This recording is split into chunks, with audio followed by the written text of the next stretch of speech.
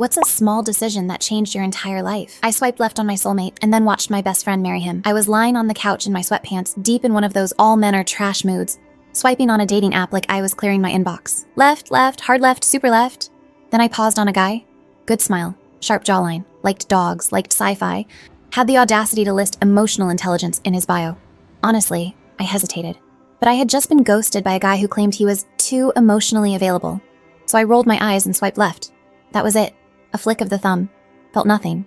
A few weeks later, my best friend shows up at brunch glowing. And I mean glowing. I assumed she was pregnant or had finally quit her job. Nope. She met someone. A guy. On an app. He's different, she said, with a smile that made me feel 60% happy for her and 40% preemptively abandoned. She shows me a picture. It's left swipe guy. The one I passed on while rage snacking and watching reruns of The Office. I laughed at first. Like, what are the odds?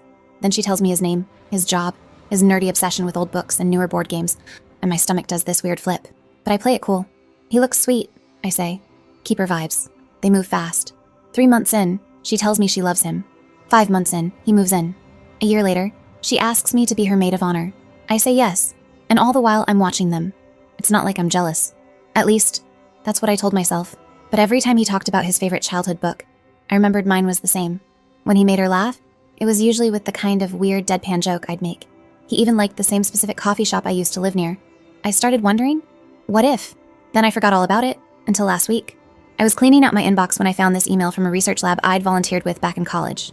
They had done a long-term behavioral matchmaking experiment, paired people based on complex personality metrics down to conflict response and humor style.